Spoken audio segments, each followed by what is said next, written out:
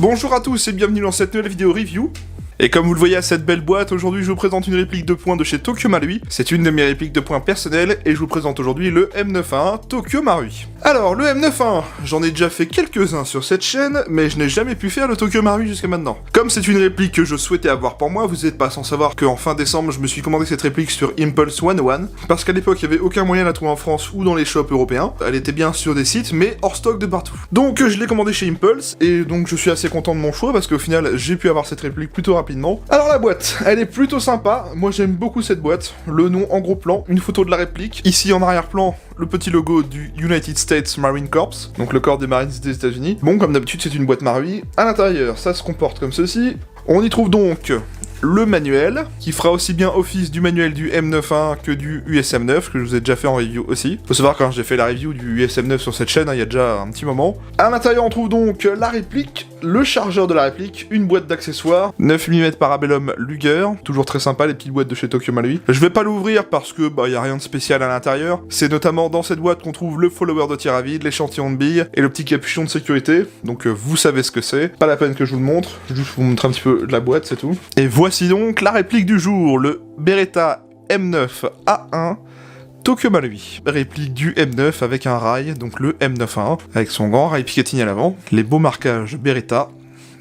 Voilà, c'est une réplique Marui, tout ce qu'il y a de plus classique. Et bien pour commencer cette review, je vais vous parler de l'arme réelle pour commencer. Le Beretta 92 est un pistolet semi-automatique italien conçu par Beretta et entré en production dans sa première version en 1976. Amélioration des modèles 1923 et 1951, il a connu un succès commercial considérable car adopté entre autres par les armées américaines, italiennes et françaises. Cette arme est un pistolet de conception classique relativement volumineux et lourd en comparaison des armes plus modernes, ce qui ne pose pas de problème particulier pour les applications militaires. Le Beretta 92 est une arme au design éprouvé qui se caractérise par son chargeur de 15 coups en 9 mm Parabellum et sa fiabilité. Ce dernier point est parfois mis en cause, il est toutefois difficile de faire la part des choses étant donné le très grand nombre d'armes en circulation et la multitude des productions sous licence accordées par Beretta. Le standard M9A1, Beretta 92 FS muni d'un rail Picatinny et de quelques améliorations mineures, a été adopté en 2006 pour améliorer et éventuellement remplacer les précédents M9. En 2017, le Sig Sauer P320 a été choisi pour lui succéder. Tokyo Marui est sans contestation possible l'une des plus iconiques marques sur le marché de l'airsoft. Ce fabricant japonais a toutefois débuté sa carrière dans les années 1960 dans le modélisme RC et le maquettisme. Activité toujours d'actualité, bien que l'airsoft ait largement pris le dessus, Tokyo Marui propose notamment des répliques uniques comme le SGR12 ou encore l'AA12. Marui est entre autres l'inventeur de l'AEG et du système hop-up. Le constructeur Tokyo Marui nous propose cette fois une excellente réplique du Beretta 92, du M91 conçu en ABS avec une finition noire exemplaire pour une allure très proche du full metal. On retrouve une crosse ergonomique, siglée Beretta et un chargeur métal.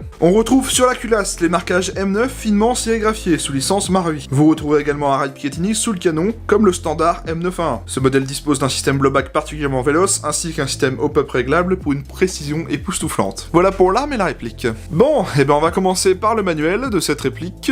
C'est exactement le même que le USM9 que je vous avais fait il y a déjà un petit moment. Le manuel il est traduit uniquement en japonais, il va vous apprendre plein de petites choses comme, eh bien, les différentes parties de la réplique juste ici, comment actionner la sécurité du Beretta M9, les organes de visée, le garnissage du chargeur en billes et en gaz, comment insérer le chargeur dans la réplique et comment l'armer. C'est plutôt complet, hein, ça a beau être que du japonais, on arrive à comprendre avec les schémas, c'est pas un problème. On y apprend aussi le démontage de la glissière, le réglage du hop-up, franchement y a rien à dire, hein, c'est ultra complet. Ça va du démontage complet de la glissière, à l'entretien et au nettoyage, et comme d'habitude, vous voyez que c'est super complet, j'adore les manuels Marui pour ça. En plus, ils nous fournissent le petit feuillet supplémentaire, le plan éclaté de la réplique. Voilà, donc là c'est le M91 et on a tout le détail avec la kit list et les schémas éclatés de la réplique et du chargeur. Comme je le dis d'habitude, si vous achetez n'importe quelle réplique de chez Tokyo Marui, n'hésitez pas, lisez vraiment ce manuel, il a beau être en japonais, il y a des schémas très qualitatifs, et en plus vous comprendrez sans problème. Vraiment faites-le, c'est un bon conseil. Alors, la réplique, comment est-ce qu'elle fonctionne? Eh bien c'est un GBB. Ce sont des répliques qui fonctionnent au gaz, on va y mettre le gaz dans le chargeur avec des billes, on le met dans la réplique, on arme et on tire. L'avantage c'est que ça reproduit le mode semi-automatique comme un vrai pistolet, c'est-à-dire qu'on n'a pas à réarmer manuellement la culasse à chaque tir, ça se fait automatiquement, donc ça reproduit un effet plutôt réalisme avec la culasse qui bouge et qui revient en arrière, c'est très sympa. C'est pas non plus le plus gros que j'ai vu sur un type Beretta, mais c'est très sympa quand même. L'avantage c'est que c'est plutôt réaliste, l'inconvénient c'est qu'en hiver on a un petit peu plus de mal parce que ce sont des répliques qui utilisent un gaz, et le gaz l'hiver c'est pas très recommandé. Vous allez voir qu'avec Tokyo Marui, l'avantage d'avoir une réplique full plastique, on y reviendra après, c'est qu'elles tiennent plutôt bien au froid. Donc comme je vous l'ai dit, ça se désigne donc sous le nom GBB, Gas Blowback. Tapez donc Airsoft GBB sur Google et vous trouverez plein de choses. On va regarder la réplique de près parce qu'elle dispose mine de rien de quelques petits marquages très sympas. Allons-y, on va commencer par le flanc gauche. Sur la glissière côté gauche, on y a donc un USM9 mode 92, calibre 9 mm Parabellum, un petit numéro de série juste ici sur le rail,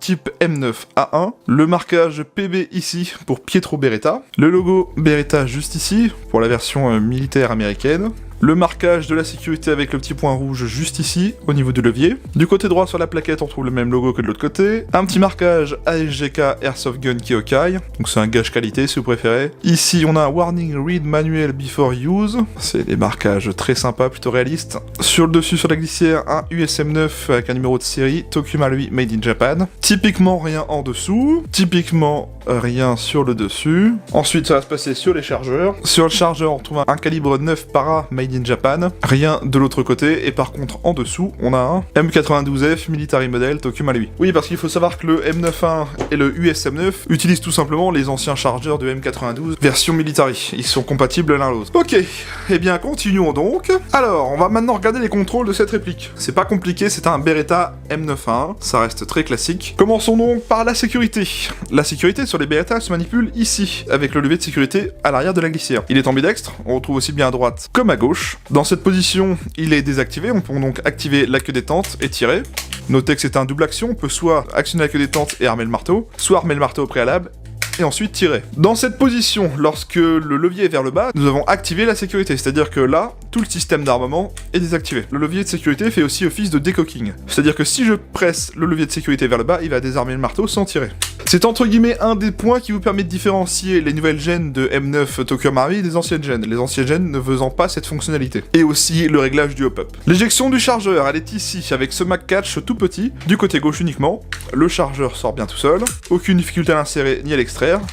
Comme d'habitude avec Marui, aucun jeu dans le chargeur, c'est parfait. Juste ici, là, sur mon index, un attache dragon, en métal. Les organes de visée. On a quelque chose comme ceci, deux crans de mire avec un point blanc qui viennent s'aligner avec un guidon blanc à l'avant. Une visée très instinctive, très rapide. Sur cette version, on a bien un rail Picatinny ici, en dessous de la frame. Donc c'est comme ça qu'on différencie le M91 de l'USM9, le M9 n'ayant pas de rail Picatinny, et le M91 qui lui en a un. Sur cette réplique, Tokyo Marui oblige, comme d'habitude, on n'a pas de canon fileté d'origine, donc on ne pourra pas y mettre de silencieux avec le canon d'origine, donc ça c'est à prendre en compte. Lorsque la réplique est tirée, c'est la dernière bille, comme le vrai, la culasse se bloque en arrière comme ceci, on enlève le chargeur vide, on en remet un plein, et on utilise l'arrêteur de glissière qui est ici, uniquement du côté gauche, pour ramener la glissière en avant. Ou alors, on peut aussi power stroker la réplique.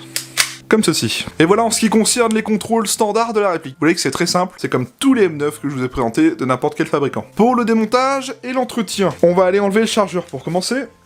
Sur les Beretta, on a un petit bouton ici, du côté droit. On appuie dessus. De l'autre côté, vous voyez qu'on a ce levier. On va le basculer à 90 degrés. Vous voyez que ça a débloqué la glissière. Et là, on tire vers l'avant et on démonte la réplique en deux, tout simplement. C'est très simple. Nous avons donc ici la glissière, type mécanique Tokyo Marui. Voilà, la frame. Voilà, avec des parties en alliage. Pour le démontage complet, eh bien, on va retirer le ressort récupérateur et on extrait toute la partie canon du bloc nozzle. Ici, on y a donc l'outer barrel avec le bloc hop-up. Voilà, hop, on voit à peu près, comme ça, on voit le petit bourrelet. Et donc là, on a la glissière avec le nozzle.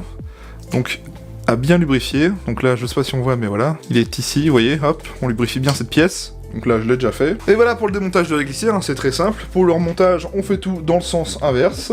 Et voilà, tout simplement. Pour le réglage du hop-up, je profite d'avoir démonté la glissière pour vous le montrer. Il va se faire glissière ouverte, obligatoirement. Et notre réglage hop-up, je sais pas si on va bien le voir, si, il est là. La petite molette de réglage est juste ici. Donc oui, il faut démonter la glissière pour y accéder. C'est un peu chiant, à ce jour, on n'a toujours pas trouvé mieux chez Tokyo Marui. C'est comme sur plein de répliques de type Beretta, c'est la même chose. En vrai, le réglage hop-up est bien parce que il se dérègle pas tout seul, il est très qualitatif avec Tokyo Marui. Vous allez voir ça au test de tir, franchement, il y a moyen de bien s'amuser avec cette réplique. Et voilà donc pour son réglage hop-up. Bien, je vous propose de mettre un petit peu de gaz, voir comment il se comporte d'origine. Alors, réplique Tokyo Marui oblige, on met pas du gaz trop puissant. Comme je vous l'explique à chaque fois, maximum 110-115 PXI grand max. En dessous 5 degrés, on peut éventuellement mettre du 120, 100, 130, allez, grand max, vraiment pour faire attention. Pourquoi? Parce que les répliques Tokyo Marui sont faites entièrement en plastique, on va y revenir juste après. Faut faire attention à quel gaz on emploie avec cette réplique. Donc moi, pour mes répliques Marui, personnellement, j'utilise le AB vert, le AB144A. Pas de bille dans le chargeur, je maintiens l'arrêteur de glissière et c'est parti, on va regarder la queue de détente. Avec la queue de détente armée au préalable, on a quelque chose comme ceci. Ça part d'ici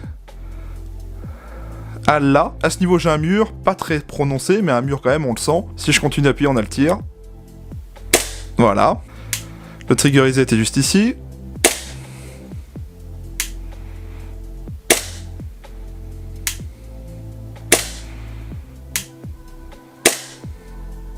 Donc le trigger reset, il est à peu près au même niveau que la mise à zéro de la queue détente. Là le mur est très prononcé, petit débattement, vous voyez. Là le mur, et ça part.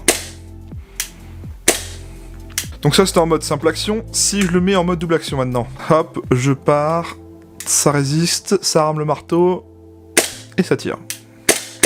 Au niveau du retour de glissière,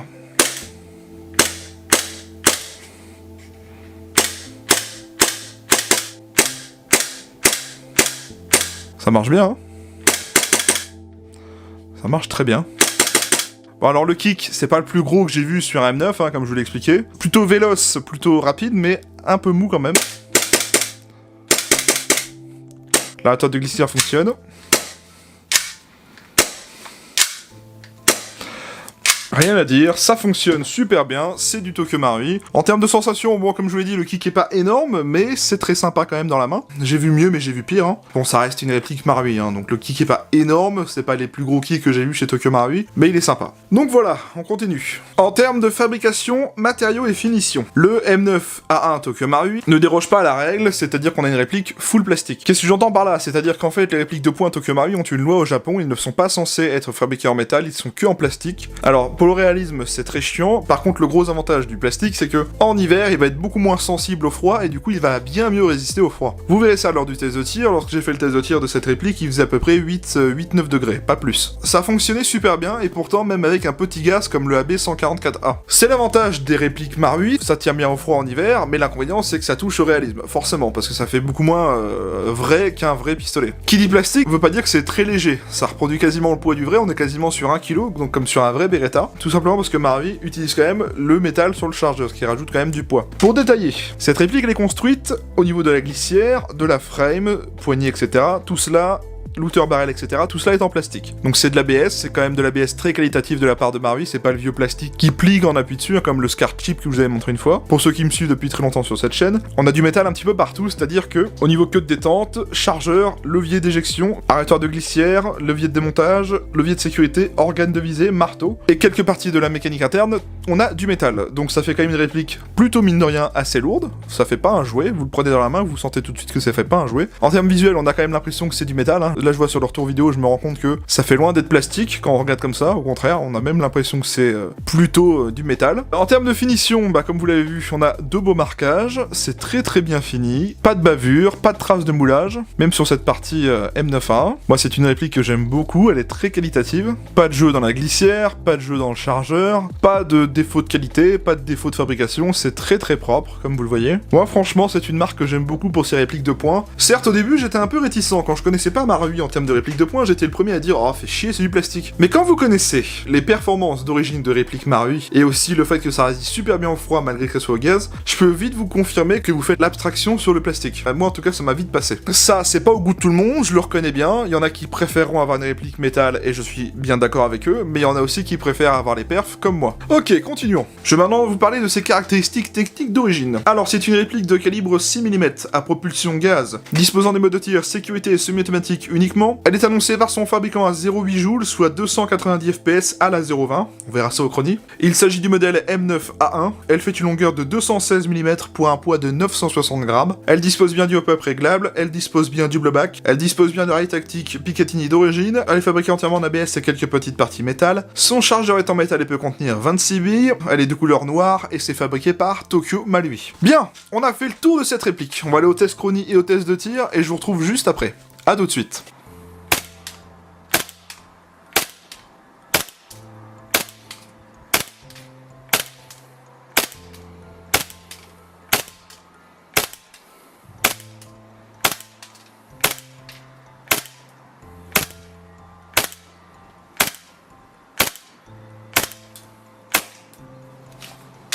Test de tir du M9A1 Tokyo Marui.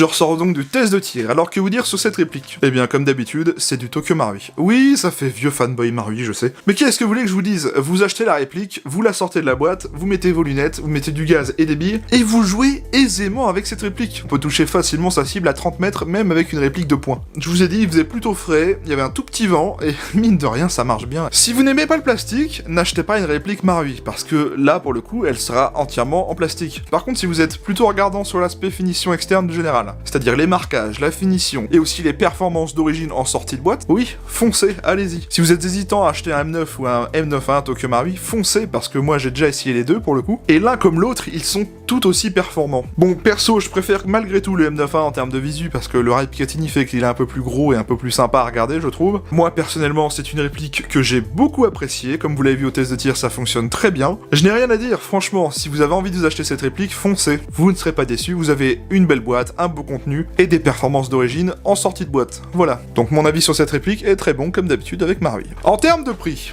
alors il faut savoir qu'à l'heure actuelle, sur les shops français, elle est à vendre en moyenne à 160, 170 euros, voire 180 ou 190. Alors là, en fait, c'est un peu aléatoire, parce que en fonction du revendeur que vous allez trouver, le prix va jamais être le même. Alors je sais pas comment ils se débrouillent entre revendeurs, j'en sais rien. Tout ce que je peux vous dire, c'est que le moins cher que je l'ai vu, c'est 159,90 €, mais il est pas en stock actuellement où je fais la vidéo. Sinon, comme je vous l'ai expliqué au début de la vidéo, eh bien, vous pouvez le trouver chez Impulse 101 pour 129 €. Alors attention, 129 €, c'est le prix de la réplique sans les frais de port et les frais de douane. Parce que maintenant, depuis août 2021, on a forcément des frais de douane. Moi, je sais que pour avoir commandé cette réplique chez Impulse, je me suis tapé 33 € de frais de douane à peu près. Et à peu près 20-25 € de frais de port. Faut bien calculer, des fois ça peut être plus cher qu'en France, mais si vous cherchez absolument la réplique, oui, vous pouvez y aller les yeux fermés chez Impulse 101, c'est très sécurisé. Bien, et bien on arrive à la fin de cette vidéo, je vous remercie tous de l'avoir regardé, merci à tous, je vous invite à venir vous abonner à ma chaîne YouTube, pensez bien à activer la cloche des notifications, c'est le meilleur moyen de ne pas louper les futures vidéos qui sortent et de ne pas louper l'actualité de la chaîne YouTube. J'ai également une page Facebook qui vous permet de suivre mon actualité hors vidéo,